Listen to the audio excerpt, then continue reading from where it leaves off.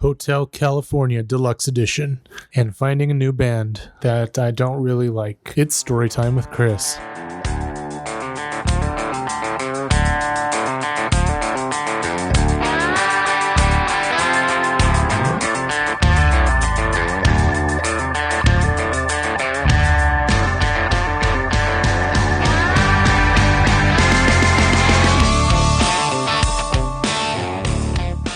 Welcome to Storytime with Chris.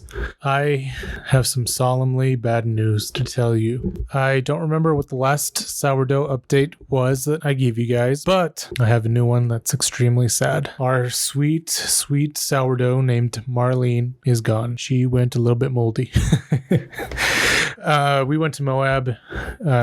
We tried to revive her, and we had to throw away the whole thing, the whole container that she was in. So a little bit of a sad situation, but we are planning on restarting with the new sourdough. So I will give you updates when that happens and let you know what's going on next. But yeah, no good news from the sourdough front today. So I wanted to start it off with something a little bit somber and sad so that we can bring it up with my updated review on Hotel California by Hollywood Undead, because they released a deluxe version with 6 new songs on it. So I thought it was only a couple of songs when I was thinking about recording this, and then I went through and realized there were actually 6 of them. So yeah, I'm excited to go. So let's get into that. And I teased this a little bit at the beginning, but I recently found a new band. This band I don't love, and I don't know why, because I'll get into it a little bit later. I'm teasing you a little bit now. This band has been a very popular. Well, I've seen their popularity grow, and they've been kind of everywhere on my Instagram and Twitter the last few months. Today, I am recording this on May 19th, and they released a new album today. So that's giving you a few hints. So if you know who it is, we'll get into that a little bit later. But let's get into this updated review on Hotel California. So before I begin rating each song and going into that, I wanted to recap the overall score that I gave Hotel California when it first released, and that score was 8.2. The highest rated song from the original 15 songs or 14 songs, I don't remember, was World War Me with an 11. So I know it should be that song deserved an 11. So anyway, yeah, we are starting with song number 15 if we're going off the total songs on the album, and this song is called Evil.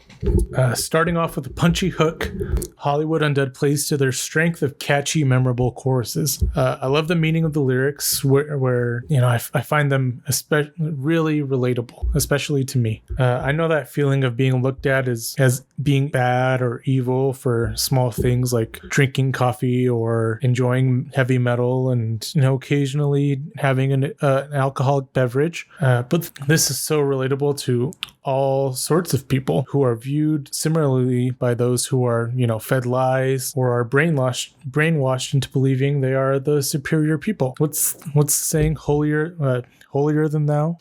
You know what I'm talking about. Anyway, Johnny comes in with the first verse, also playing to his strength of the angry feeling that he always seems to resonate. I love the strings in the background as well. It gives a little nod to their first 2 albums, but with an even higher quality in production. I enjoy Danny's line, "I burn the bridge to light the way, knocking on heaven's gate." It's such a powerful line to me, and I just feel it. Charlie has some lyrics that are criminally underrated because of their depth in general, not just this song. He talks about how he has demons and they won't leave him alone until he's dead. But even when he is dead, he's not going to rest in peace. Again, it's something that I related to for a long time. He also mentions this other person who is a heavy critic of his. To me, it seems like he's talking about someone outside himself who he resents because of this, but he's starting to realize that he is the same way. He's had a few songs recently that have a bit of the Eminem style thrown into them, and I think that's great. I love hearing that kind of thing in heavy song like this, but J-Dog also has an incredibly deep verse talking about how he sees himself as a demon, but also he kind of looks like an angel and he doesn't know what he is. Another deep hitting line, cut me open just to see what you find, cause love ain't here no more. I think I speak for mankind. It's true that it seems like everyone hates each other in this world, and it's been getting worse for some time now. So it's not just a single person. Again, I think many people know that feeling that a god has forsaken them, especially those who have or had a religious background. It's sad, but also nice to know that there are other people who feel or have felt that way. This song gets a 9.0 because of the content, heaviness, and a throwback to songs like Paradise Lost. Okay, song number 16. This is Salvation. Another song that seems to hit on the same kind of religious context. And this one is just as good, even with a totally different sound. Johnny's first verse reminds me of a salesman who is trying to get you to buy a vacation package. Only this is to heaven instead of some island or, resort or something.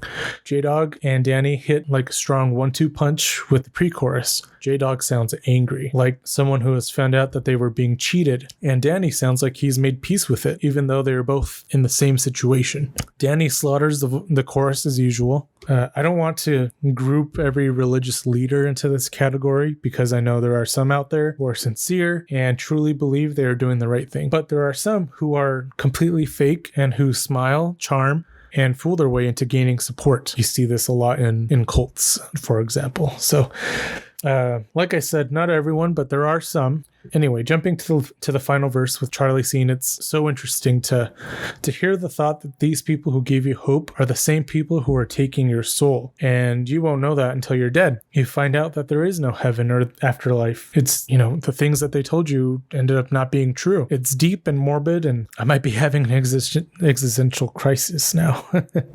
But it's so good. The bridge ends with, "Am I praying to phantoms now?" I've heard so many stories of people who leave their religions or stop believing a certain thing, and it feels weird and empty. Praying can become so habitual, and when it's done for the first few times after that belief is abandoned, it can be a little bit frightening. So another deep hitting song, and this one also gets a 9. Continuing on, song number 17, First Class Suicide. All right, I'm just gonna say it. This is my favorite song out of the 6 that were part of the deluxe version. I listen to it almost every day. This song has a hip-hop electronic sound to start, and then Funny has a decent opening verse. The part that sticks out to me the most is "The war broke out, no need to conceal." Obviously referencing carrying a gun in a concealed manner, or concealed carry. It's the middle of a war. There's no point in hiding your gun. Everyone's going to be having it out and shooting each other.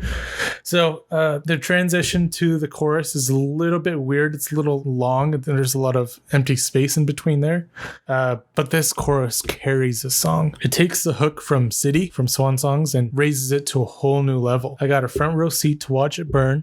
Not everyone gets to see the end of the world. That line touches my emo heart and is incredible to me.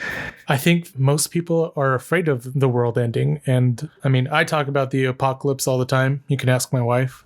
Big Fallout 4 fan. Should probably play the other games too, but hopefully there's like a TV series coming out for Fallout. I hope they don't butcher it, but I guess we'll see. I don't even know what platform that's supposed to be on. Anyway, got a little sidetracked there. But yeah, I talk about the apocalypse a lot. And this changes my perspective a little bit. Rather than fearing the end of the world, we should embrace it, because the last people are the only people who get to experience it. It's so dark and emo, but such a good spin about the end of times. J-Dog and Johnny go on to talk about murder, making it rain blood, and watching the world burn because of how cold it is. Beautiful line. I enjoy that a lot. It's good stuff. But this really brings me back to the good old Swan Song days, but even more mature and sadly also more true. Truer. English. I should go back to school because the world sucks. I shouldn't go to school because the world sucks. I'm saying that it's true because the world sucks. Anyway, Charlie brings it home with an electric bridge, and then Danny is supported by the variation in drums with the high energy to kick off the last chorus. And this song gets a well-deserved 10. Slow start, crazy strong finish. Song 18, Ransom. This song is another bop. Another song that could easily be about a religion or the government. I'm leaning a little bit more towards the government, but there are some elements of both. I believe in separation of state and religion, but we all know that they go hand in hand. Whether we like it or not, they do a lot of the times. So Johnny goes on, and it's apparent that he is referencing, big pharma, possibly the whole COVID situation. The medicine is not medical. It's full of chemicals, and who knows what those things are doing to us. The government takes everything from us and sells it back with inflation. So it's like they are hacking us and stealing from us. So how long are we going to let that happen? This goes into the hook, which also states that there are cracks that are starting to show, and eventually it will all fall apart. So that's what makes me think it's government, not necessarily religion, but they go hand in hand. So Charlie and J-Dog tag team the second verse and crush it. This style of song with the acoustic guitar followed by the heavy, the big heavy guitars and the touch of punk works so well together. Danny, of course, kills it on the bridge, and I get goosebumps whenever those acoustic guitars and his voice hit. Another solid song, 9.0. Okay, song 19, Break On Through. I'm going to be doing this one a little bit differently because, there's the way I do these reviews is I, listen to the songs and, write down my notes so that I could reference them. And so a lot of times, you can tell that I'm reading off something, and I'm trying to improve on that. I'm trying to, get a little bit better at ad-libbing and just kind of reacting to things. So for this one, I'm doing it a little bit different. And I just wanted to go through the lyrics kind of line for line, and because this song is really good.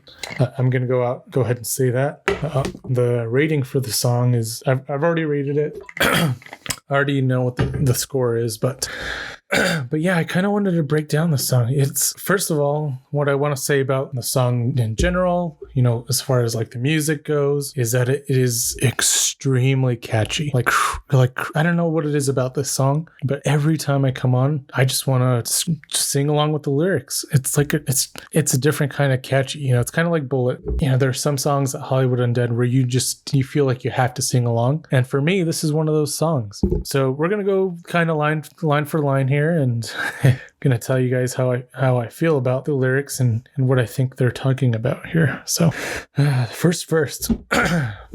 Once we were both love cats. You swung, I swung back, then dropped my own guard. Never mind my old scars. Oh shit. Closet full of skeletons. I got a boneyard bone to pick. If I would have known this shit, I never thought that it would go this far.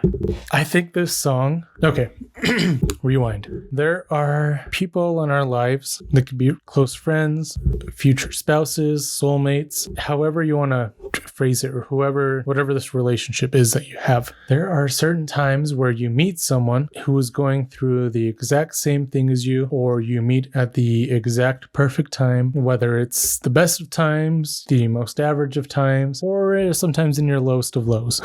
And this song makes me think it's kind of the lowest of lows. It's one of those situations where there are two heartbroken people who maybe recently experienced, separately, they individually experienced their own heartbreaks with completely different partners. And they're just happened to be meeting at the same exact time, the same circumstances, and it may lead to more. So with this first verse, we were both love cats. They were both in love. This person decided to, make a move. And so the other person made a move back, and they dropped their guard.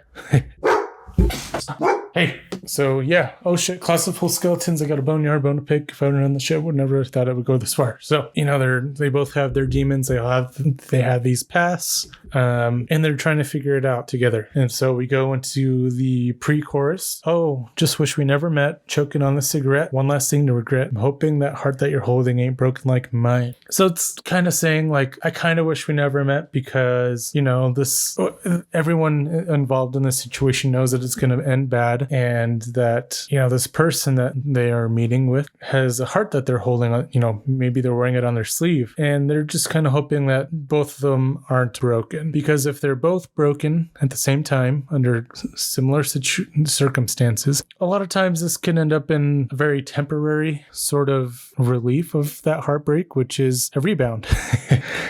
So it's kind of like Well, if I'm heartbroken, then I hope you're not heartbroken because we can be each other's rebounds. Except I hope you're not heartbroken because then maybe there's a chance that we can fall in love and make this work. Or, maybe last longer than just a single occurrence. But going on to the chorus, yeah, I'm coming for you, shooting for stars, about to break on through. So it sounds like this person's about to shoot their shot and they know that there's a good chance that they're going to make it. Yeah, we've all been used. I mean, I think we all know what this means. Both got scars. What you got to lose? Hey, we're both heartbroken. We both have this pain attached to ourselves. So right now we're at the lowest of our lows. What is there to lose? This song, it's kind of sad. It's kind of depressing to talk about because I think there are so many people who can relate to it and who have been in similar situations. You've had your world shattered, then you find this flicker of hope, and it can be a very bright, fast flicker of hope, and then you realize that it's probably not going to last very long. So, all right, second verse. Hotel like Morrison, shot glass, go pour it in, loosen up, break down walls. We both had bad origins.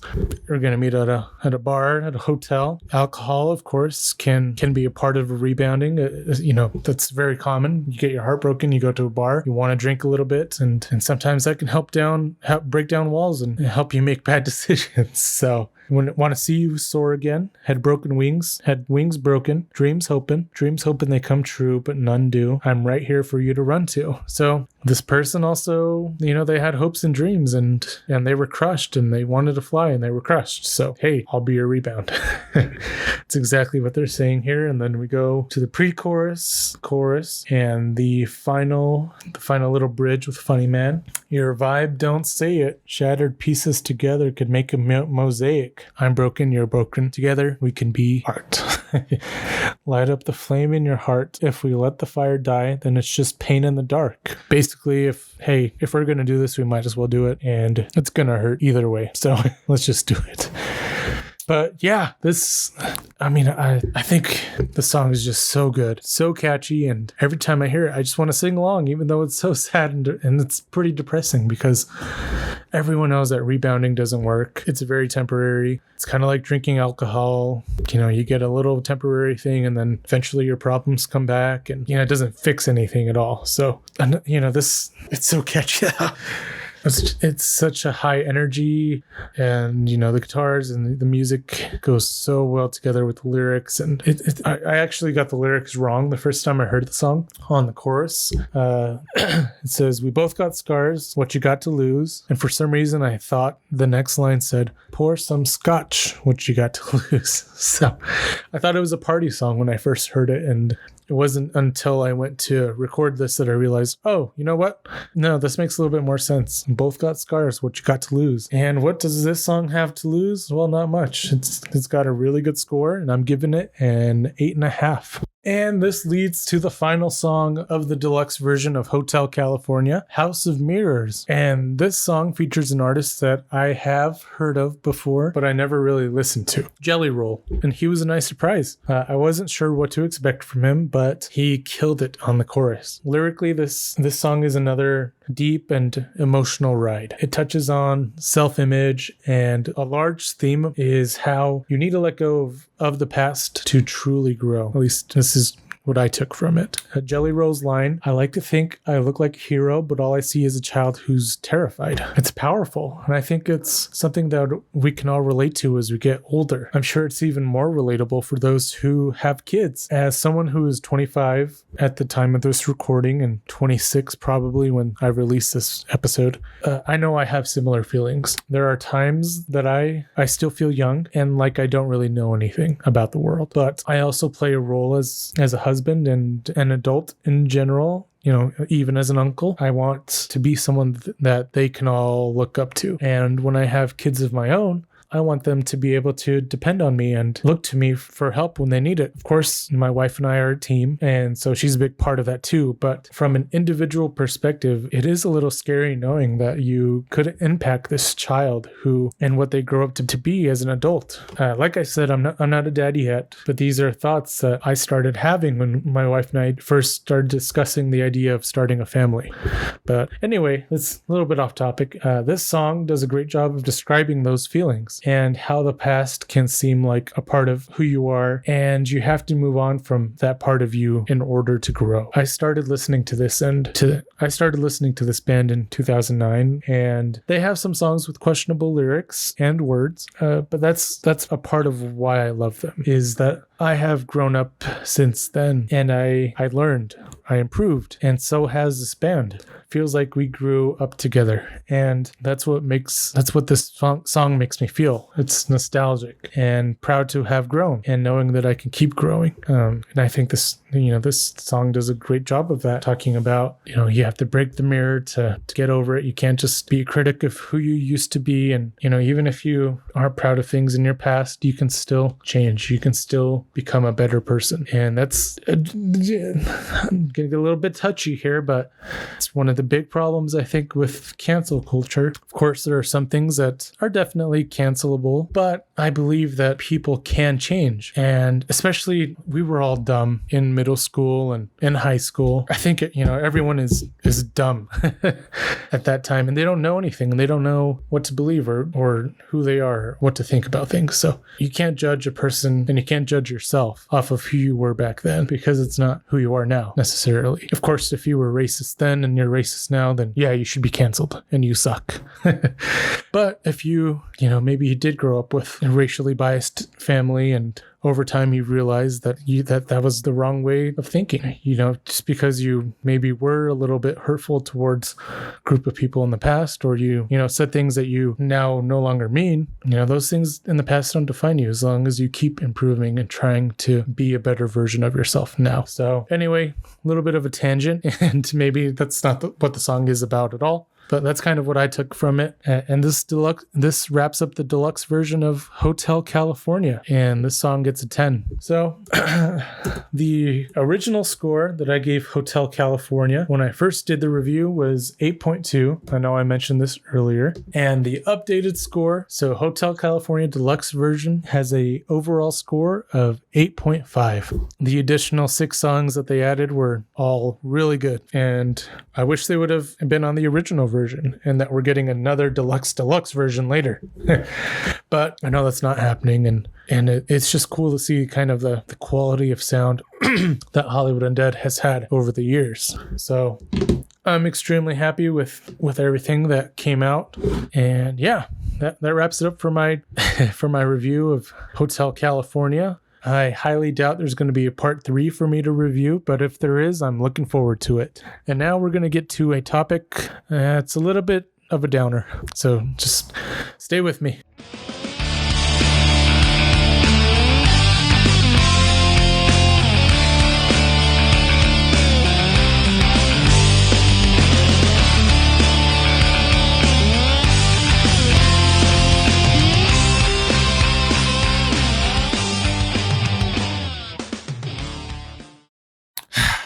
Okay, where do I start?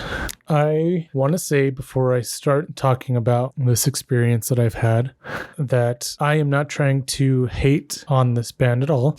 I think I can definitely see the appeal for them, and there's a reason why they've been so popular, and why their album is kind of blowing up everywhere that I'm looking. And the band, if you haven't figured it out yet, is Sleep Token. So to give some backstory into why I started looking into Sleep Token, I mean, the main reason is I've seen them blowing up all over my social media, Instagram, Twitter, all of that. It could be because of the album that just dropped, Take Me Back to Eden. So I decided that I wanted to check them out, and I wanted to see what this band was all about. And I didn't have any knowledge of who they were or what they were at all. So a lot of the people who I follow who talked about this band follow similar bands that I like, Papa Roach, Hollywood Undead, In This Moment, Beartooth, I'm trying to think, We Came as Romans, a lot of bands that I like. So I was like, okay, well, maybe this band is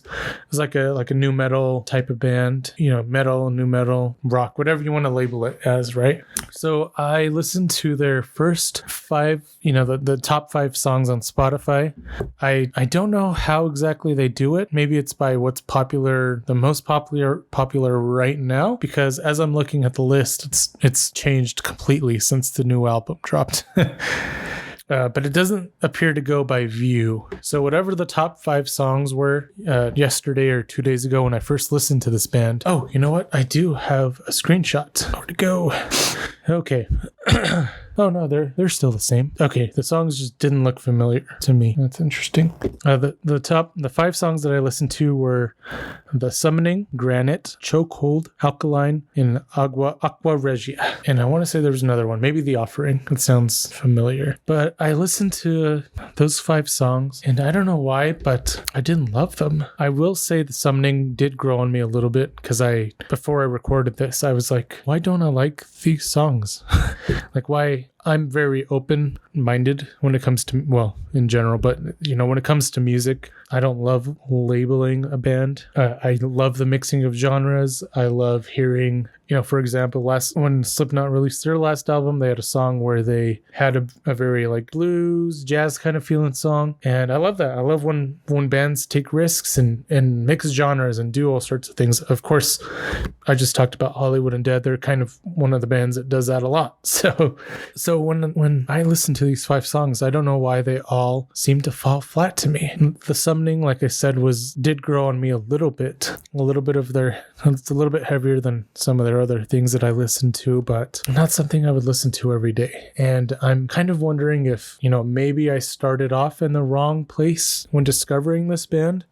Like maybe I know some people say you should start with the band's first album and then, kind of work your way to the newest. So if there are any Sleep Token fans listening to this, let me know if there's a good place I can start, or, where do you recommend starting? Because I want to give this band a chance. There's a reason why they're super popular, and I don't know why I can't get into them. I just was not vibing with their music at all. I mean, The Summoning, I was, bopping my head a little bit, but nothing crazy. So yeah, let me know, why do you like Sleep Token? First of all, if you're a Sleep Token fan, let me know why you like them. It might confirm some of my theories, but also let me know where you think I should start when I'm listening to this band. If you're following me on YouTube, comment down below and let me know. This isn't meant to be a hateful thing, because I can definitely see the appeal for the band. Maybe they're just not my cup of tea, but I want to give them a chance. And if someone recommends I start somewhere, I am willing to do that. But does anyone else, well, I'll ask this as well. Is there anyone else who kind of feels the same way? Because everywhere I look, there's nothing negative said about Sleep Token, and I don't want to be the only one, right? No. I want to be real and honest, but am I weird for not liking them? I don't get it. I don't understand. It's interesting, because I usually, when I discover new bands, I have a tendency to like them, even just a little bit. But with Sleep Token, I don't say I dislike them. I would say I'm kind of indifferent to them. Maybe they're a great live band and their music is a little bit better live, but I don't know. It felt slow. When I listened to the songs, it seemed like they were kind of moving in slow motion, which was interesting. And the vocalist is very talented. But yeah, it wasn't the sound I was expecting, and that's okay. I think they're considered a new metal group, or metal. I don't know exactly. Maybe rock. Labels don't matter. Let me know where I should start with Sleep Token. And yeah, so sorry, I didn't want to bring this down at all. I don't like being the negative energy in a room. I want to come off as someone who is hating this band. Maybe they're not my cup of tea, and maybe I started. And so let me know what I should do, because I want to give them a fair shot. Where or why I should listen to Sleep Token more, or where I should start when listening to them. Is there anyone else who, for some reason, just doesn't seem to like them? Let me know. And let me know if there are any albums you want me to give my reviews about. Maybe Sleep Token's newest album. Just kidding. We'll see. We'll see if I do that. But there are some albums that I've been debating on doing here. One of my favorite childhood bands was Fall Out Boy, and they recently released a new album. And I thought it was a little bit better than some of their other new stuff that they've put out recently. So yeah, if there are any suggestions that you have, let me know. And yeah, I know it's been a while since I recorded. It's been busy, and I'm trying to get back onto a schedule so that I'm releasing every 2 weeks. So anyway, thank you for listening. This has been Storytime with Chris.